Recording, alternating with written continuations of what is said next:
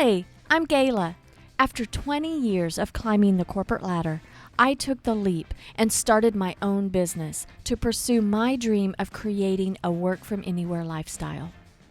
Having the freedom to work from practically anywhere is such a cool feeling. You're in the right place if you're looking for ideas and inspiration to start and grow your own online business. Every week in this podcast, you'll receive practical ideas, hints, tips, and tricks to help you grow your online business where you can leverage your time and you can accomplish more. You too can experience wonderful adventure and freedom as you live life on your own terms. Hi there, and welcome to today's show. I have mentioned Less Annoying CRM in past episodes, and there's no secret that I genuinely love the product. When I first started my virtual assistant business, Scrivener Solutions, about 7 years ago, I knew right out of the gate that I needed a good customer database. To me, it was a no-brainer. You see, I come from a medical office background, and my brain thinks in relation to filing everything neatly away into a patient's medical chart so that we had all the pertinent information readily available. The databases we used in all those medical offices I worked for were pretty much CRMs, although we didn't call them by that name. Our systems allowed us to follow up with the patients better and become more efficient. Then, transitioning to a business owner, I knew I needed a good database.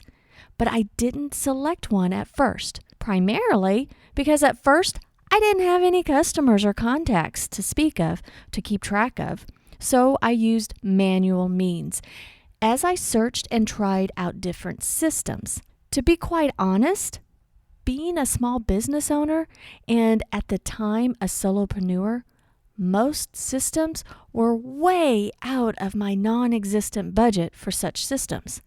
The CRMs I could afford were really clunky and I hated using them.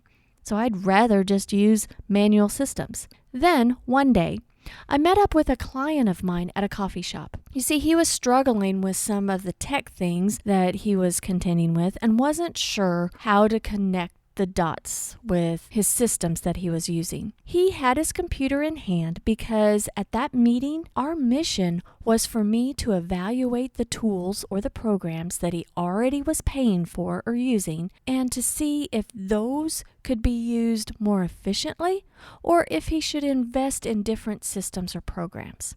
And as we were talking and as we were going through his computer, he brought up his web browser and said, "Hey, Gayla, I want to show you this thing that I've been paying $10 a month for, and I don't even know really what it is or how I should be using it." When he brought up his Less Annoying CRM account and I started poking around in it, it was like I could hear the hallelujah being sung in my head. I was so excited, and I expressed to him that he had a great system. And I immediately signed up for my free trial and I hadn't looked back. There are still so many capabilities in the system that I haven't even tapped into yet. And even though I loved the system from the moment I was introduced to it, what I love even more about the system are the people at Less Annoying CRM's headquarters in St. Louis. Their goal is simple: to help small businesses succeed. And what I'm impressed with the most is feeling like an individual, a person, not a number. Their customer service is out of this world as I feel like they are an extension of my office. Perhaps the most beneficial and enjoyable conferences that I've attended the past couple of years has to be the Less Annoying CRM's user conferences. The sessions were not only terrific, but what was better was the time spent with the LACRM team and other users of the system. Now, I usually don't gush this much about products like this, but I genuinely like the product and the people at LACRM. I wanted you to learn more about this tech company. That's why I invited Alex Haimann, Business Development Officer at Less Annoying CRM, to be my guest on today's show. We had a terrific conversation, and I'm not going to delay any further, and we're just going to go right into the interview. Welcome, Alex. I am so glad you're here.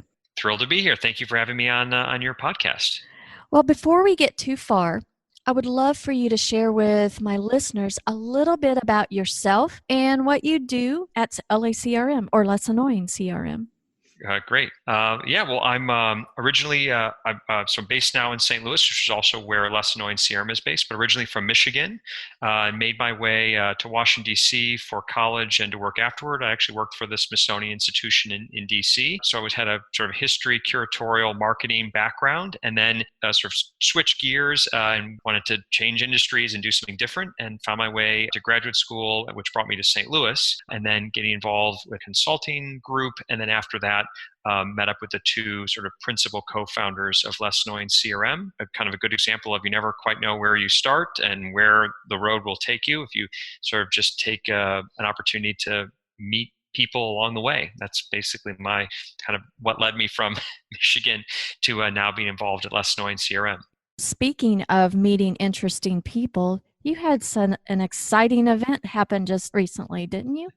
I did. So yeah, a little unusual, but and it's unrelated to what we do with Less Annoying CRM, which I know we'll be talking about more. But a lot of travel before my time with Less Annoying, which began about 7 years ago, was to the United Kingdom for a hobby. I'm a lifelong stamp and letter collector, and then in continuing to come to the UK, our second largest customer base worldwide is in the UK. But 2 weeks ago, related to my stamp collecting interest, had a chance to be part of an event and met Queen Elizabeth, which was somewhat of a surprise. I knew that it was, I only knew about a few days before that it would be her that would be coming, and didn't expect to be introduced to her and have a chance to chat briefly. And it was an opportunity of a lifetime. And it was Boy, quite something.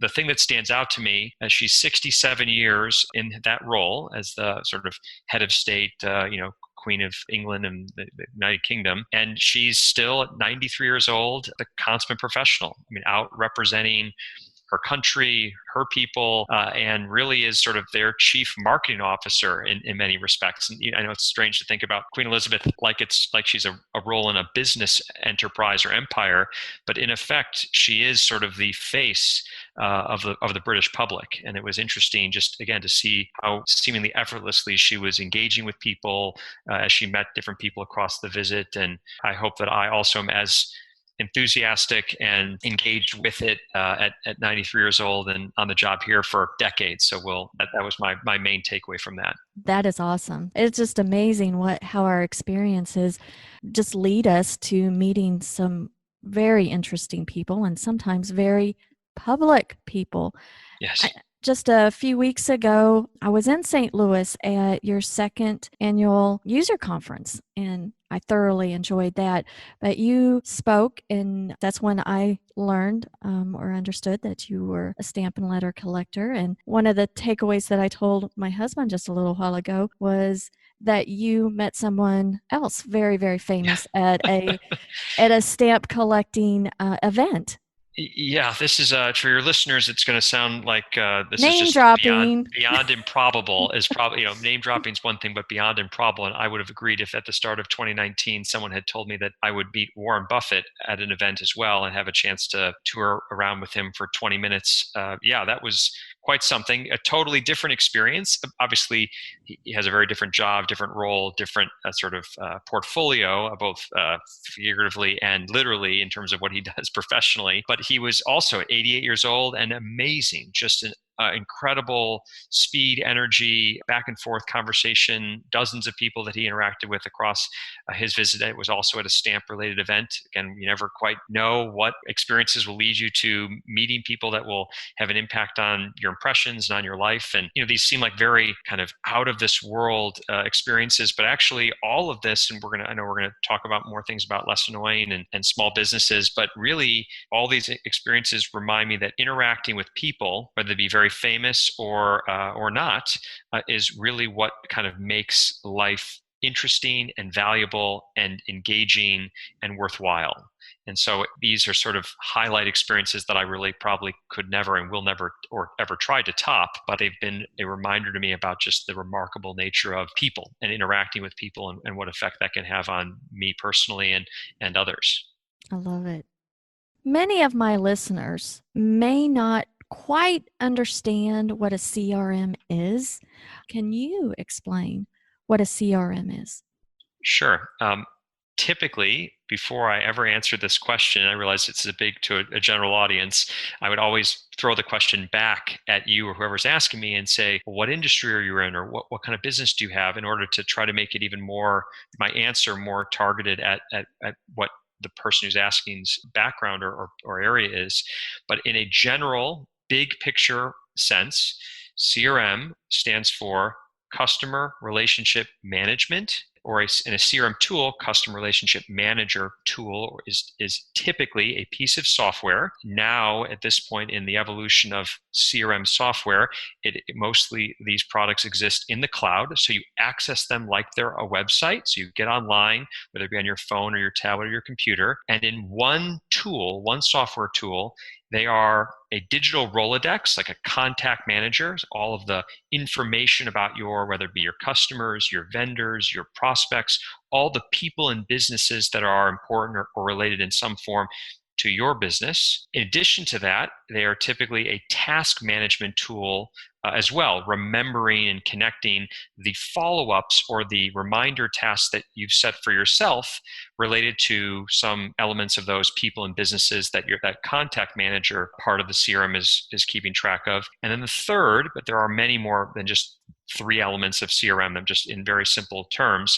The third element, so first is contact management of some form, then you've got a task management element, and the third piece is keeping track of different types of processes within your business. So where are those contacts, leads, prospects, whatever verbiage your business uses, where are they in the process or the processes that are important for your business? It might be an onboarding process. It might be a prospecting process. It could be a follow-up process of some form. So it's the three of those components plus a wide variety of other features, depending on industry-specific CRM or more complex CRM, et cetera, that kind of make all of the organization elements in a single tool of your business flow together. So that's my best, without you seeing my hands waving in the air and using just my words in a podcast description at a basic level of what a CRM is. A contact manager plus a task management component and a process, or either manager or tracker, and the three working together so you can keep track of each person that's related to your business and what do you have to do next with them and what have you done with them previously. Notes, of course, keeping track of emails. There are lots of other pieces, but those are the main elements. But most of my listeners are solopreneurs, service providers, maybe coaches or speakers or things like that. They house a lot of their contacts in their phone. Mm-hmm. The power of a CRM goes so much. And if you're speaking to a solopreneur that's maybe a coach, a consultant, or a speaker, how would you organize that type? For a solopreneur, coach, in these sort of very small business categories, you made a comment about the phone. So what I would say is, if someone's using their phone and that's kind of how they're almost operating their business, keeping track of their contacts and their emails, my question would be to sense if they need more than just their kind of their phone contact address book, are you keeping sticky notes on the side of your computer monitor to remind you about other parts of important elements of your business? Or do you keep notebooks elsewhere in your office that have other details of plans that are making with certain clients? Or where are you keeping any other type of information? And the question becomes, how easy is it now that you're keeping lots of different types of parts of your business in many places? Yes, we use our phone, and I do as well, so often. But really, what we do, or what small businesses do, is beyond just an address book in a phone. I would say that even more than the solopreneur, that the second that you, or if you ever anticipate if you're a solopreneur now, if you ever think you're going to have a second employee or another, or partner, or any other person interacting with you in your business, well, this is where the using your address book in your own sort of individual email account starts to break down when it comes to collaborating with just one other person in your business. And a CRM is even more valuable as a central place where you, the owner, operator, solopreneur, coach, whatever you may be, and now you've brought in an administrative assistant. Now you've brought in a partner. Now you've brought in another staff member of some form. And so all that information that you have about those clients, all that history, all those pieces of what's happened with you and your business and that client kind of sit in your memory, in your mind, and in sort of the simple in your email account, both of which are not easy in any form, especially from the mind reading perspective, for that second employee or partner to access. So even more than the solopreneur situation, a CRM is considerably more valuable as a central gathering place the second you have to interact with another staff member. I'm so glad you mentioned that, because when solopreneurs want to scale their business, they do need to create a team and get some of that stuff that's floating around in their head out, so that a partner, an assistant, somebody can help pick up the pieces and roll with it. I knew that I wanted a CRM as soon as I started my business, but I didn't find anything that I liked at first until I found Less Annoying CRM. And I really like how robust your system is and simple. Thank goodness Less Annoying CRM was created. I love it. But what prompted on having another CRM system out in the market? Sure. And yeah, your reference to not just another CRM in the market, what's the point of that, is actually dead on. It was actually just a little bit over 10 years ago that two brothers, Tyler and Bracken King, came together. They're the odd siblings that actually wanted to work together. I have two siblings, and I'm not quite sure I could find myself working in a significant enterprise in any form with either of them, love them as I may. And they were looking for an opportunity to work together. Both were engineers. And they had, through their different experiences, especially Tyler with a previous job, sort of seen some of the pain points that existed with very small micro businesses and the types of software that was available to them to help them organize their sort of outreach business development efforts.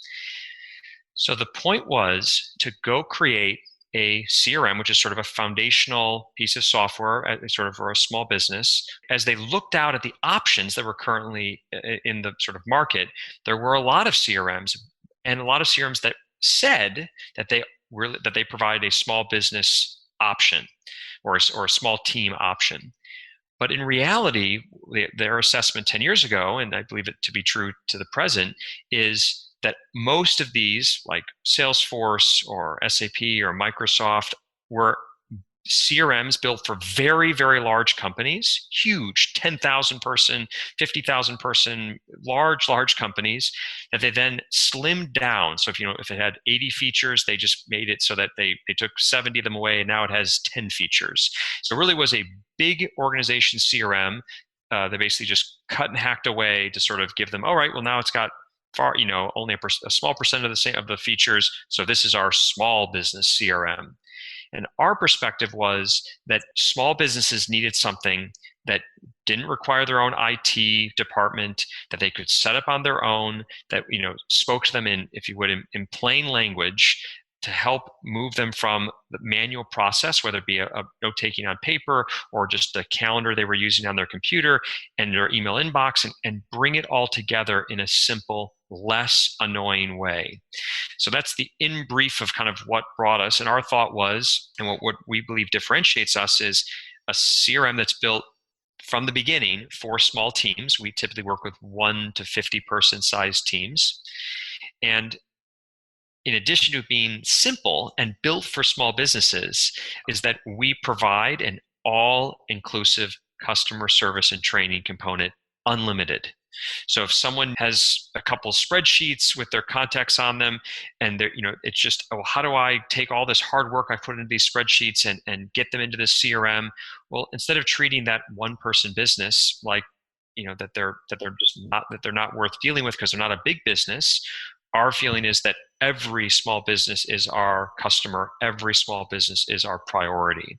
So we'll do those that help them with that importing. We'll do the import for them if they want, and it all for free, no charge, all included. So that's a big piece to help people bridge the gap, small businesses bridge the gap from we don't have our own IT department to us not being their IT department per se, but helping them do this onboarding and get comfortable with using the CRM. My comment is, if you can use your phone, and even if you can only just turn on your phone, we can teach you how to use Less Annoying CRM. That's how confident we are that it's built from scratch as a simple, easy to use for anyone that even is technology phobic. The third and final component from a differentiation is our price point. We're a $10 per user per month. We don't pre-charge for the whole year. We don't require a minimum number of users. We don't have, restrictions on the number of contacts you have or the number of notes or the number of files. So it's simple pricing, low cost to leave as much value for that small business, that small team, to be able to take from what they get out of the CRM, the time savings, their ability to follow up more effectively with their customers, and then to close business and do better for themselves and their business. So those are the sort of the three core components: simple, customer service, and low cost. Well, as a Less Annoying CRM user, and then many of my clients are users as well, from the perspective of using plain English, I have to say thank you. I'm just super impressed with the customer service, because in my mind, I have always felt, although I don't contact customer service very often, I have always felt that your team is an extension of my team, like an extension of my office, because I feel that comfortable. And I don't feel insignificant or pushed to the side or anything like that. When I have a question, or if I just call and have a scenario to work through, that I am the only person on the planet that you're dealing with. And that is huge, because most software companies for us small businesses to work with, I mean, we feel pushed aside. And I can't tell you how it's just wonderful to feel like you're a part of the team. We appreciate your support a great deal. I mean, we're a small business also, where there's 17 of us based here in St. Louis. Our whole team's here. We built the whole product. We have not outsourced any component of the service we provide, or the components of building the software itself. And we love being in this space. It's a lot of fun. I know a lot of your listeners who maybe themselves not selling to consumers, but maybe trying to go provide services or sell products to larger organizations, understand the difficulties of engaging with, whether it be as a small business or as a big business, but selling to other big businesses, or selling to big businesses or government or large organizations in some form. That there's many steps in that process, and you're rarely talking to the decision maker or maybe one of the committee of decision makers. In our world, 90% of the time, we're talking to the owner. We're talking to the person who needs the pain points that they've discovered alleviated. They're the ones that are making this decision for themselves and their business. So that's a really nice, fun part about engaging with small businesses as our primary client. So no, your comments are very generous and very kind, but they really do ring true in terms of what we think about our business and how we want to engage, but also it's a statement about small businesses in general. You had mentioned that you do focus on small businesses from 1 to 50 users. hmm What industries do you work with? It's a great question that I won't be able to give a very direct answer to, unlike maybe some of the previous questions you've asked me. We work across every imaginable industry.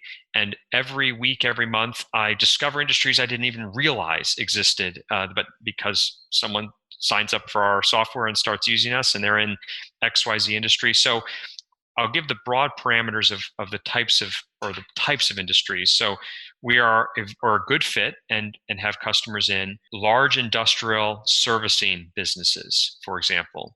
So where they're calling on dozens or low hundreds of different types of industrial setups in whatever geography that business is based in, and providing sort of high touch, cost intensive or expensive service, but they're not trying to call on 10,000 businesses, in 1 week. So they're not. It's low volume in terms of their number of prospects, and that is true for dozens, low hundreds of industries that we work in. So that's one component. So sort of industrial, small manufacturing. We do a lot in the consulting space, small boutique consulting firms, which also includes business coaches, life coaches, and everything in between. We do a lot in professional services, again, small professional service firms, accounting, marketing agencies, legal, financial planners, and financial planning. So these are sort of big categories. But then we also do a lot in the travel agent, travel planner business. I bet you didn't realize, or most people wouldn't guess, that there are tens of thousands of home-based travel agents and travel planners in the United States, full-time home-based travel agents and travel planners in the United States presently. There are so many niche industries that actually are, small by the standard of big businesses or big high profile industries, but still are thousands and thousands of small businesses. And so those are a range of, if that is a unfortunately not very direct answer to your question, but trying to give a flavor of the variety. I appreciate that because I've been using Less Annoying CRM for many years now. And it wasn't until I went to your first user conference that my world just like totally expanded.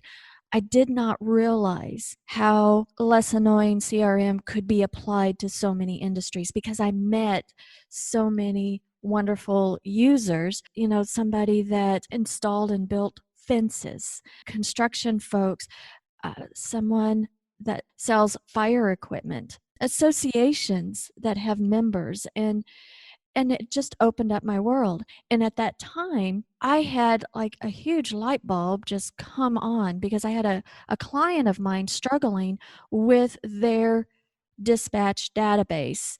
They were a heating, air, and plumbing type company. And they went with a industry specific dispatch system, but it was so hard to work with and it was breaking down all the time. That and it wasn't web based and it was just difficult. And they were paying hundreds of dollars a month for it. And they said, just no more. Let's just go back to the old way. I came back from that user conference and I said, oh my gosh, I did not realize, and I've been using Less Annoying CRM this long, how we can apply it to your business. They have been so happy since then. We converted them and it's just so much easier for them.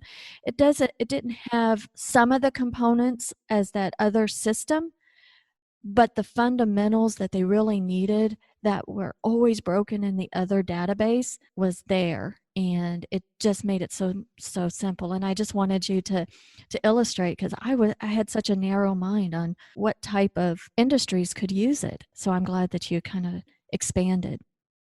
In your industry, what's your biggest challenge that you face? Wow, there's a lot of challenges. I certainly might sound upbeat in a lot of my answers, but no, there certainly are challenges. I would say the biggest challenge we have, where with our focus on such a broad range of industries and focus on small businesses or small teams within those industries, is a marketing challenge, which is, we're not venture funded, or we don't have the investors. We're not a publicly traded firm. We're a private entity with the money we spend comes from the money that we make from providing our service. So we can't spend millions of dollars in 500 different directions. And so the challenge is, small businesses are great to have as customers, but they're sometimes difficult to engage or get in front of. They're hard to identify, hard to hard to sort of connect with in a way that with such limited sort of mind share open at any given time by anyone through whether it be digital advertising or in person to catch them and grab that hook and to hear pain points and be able to explain in a simple way with simple language what we do. That's certainly a huge challenge for us, for our business. In our industry, just changing technology, that there's just always going to be new forms of technology, new ways that people and businesses are using devices, using the hardware that the internet shows up on. So yeah, we'll see what comes, but the uncertainty of change in technology is probably our biggest challenge from a CRM industry perspective. What is your biggest reward at LACRM and working with LACRM? Yeah. So the biggest reward that I would say myself and certainly the other partners here would sort of executive partners here would say is the chance to be part of a growing, fun, engaged, hardworking, smart team of people, and to be part of that process of growing that team and recruiting and the sort of the back end, as it were, the people back end of our business. And then tied with that reward about being part of that team and growing that would certainly be all the time hearing from our customers about how they closed more leads this month than they did at any point before they were using the CRM, or that the amount of time that they've saved, or the ease at which that they now work with their colleagues because they all use the CRM and they can sort of share notes in common to different customers or contacts. I mean, it's the little tidbits of how this simple CRM, this back end type tool, helps businesses and our customers do something at the front end of their business when they're interacting with their employees or with their customers. So I would say hearing and knowing that it's making a difference for our customers, and also our role and engagement and excitement with growing our team, our company's team. Well, you're a small business working with small businesses, and that's just huge for me. I don't feel insignificant. Like I said before, your business has grown a lot. You guys have a lot of users. Yeah, we do. We're just past 22,000 active paying users from which is about 10,000 companies in 70 countries. So we have a lot of single user companies, and so that's a big portion of our customer base, and then a whole bunch that are 3, 5, 10, 15, 20, 25 and up. That just makes me so happy. I love seeing your success and the success of other small businesses and how you help other small businesses become successful. I love it. Now I'm going to switch gears to maybe a more personal question, or it's more of your experience. But what's your favorite resource or book that has really made a difference for you professionally? This actually, yeah, it's funny, but you mentioned about personal. This isn't an easy question to answer because there are a lot of different influences and resources that I draw upon, people resources, mentor resources.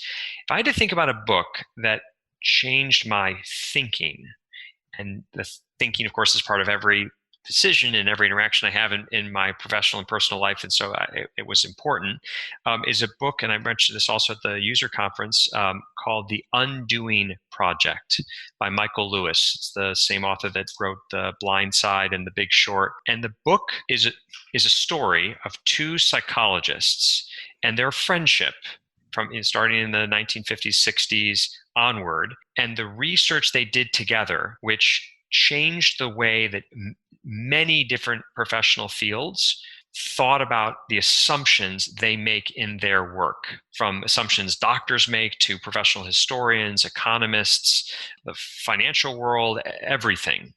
And it's told in a very nice narrative form, so it's interesting as a narrative story with lots of examples of the research they did and narratives within the book about sort of examples of how thinking changed and processes changed in various industries. And actually, in thinking about this, I would like to make an offer to your audience that you can include in the text of the description of this podcast as well, but we'll know anyone that has certainly listened to the podcast because they'll hear this offer now. But I would like to offer for free to give the first 10 listeners that reach out to me to send them a free copy of this book. So if they reference your podcast, and it's just, my email address is Alex, Alex, at, and then all one word, lessannoyingcrm.com. And just say, I was listening to Gayla's podcast, and you mentioned a book that was really great for you. I'd love to take you up on your offer. The first 10 requests I get, they'll get a free book. They'll get a free copy of The Undoing Project as a thank you for listening to your podcast, and let's change someone else's thinking as well. Awesome. That's very generous of you. Thank you. My pleasure. I love it. Well, any advice that you would give to anyone who's starting or growing their own business? Yes, and it might seem like it's almost counter to my to what the product and service that I represent, that we sell. The advice I would give to someone who's growing their business is, you don't have to tackle 10 new tools, 10 new projects, 10 new sort of ideas for growing your business simultaneously. In many respects, it's important to think about what are the prerequisite steps, or what's the one thing you have to prove out or demonstrate that you're able to sell XYZ service or product one time before you worry about having all the tools or staff in place for the moment that you're selling it 1,000 times.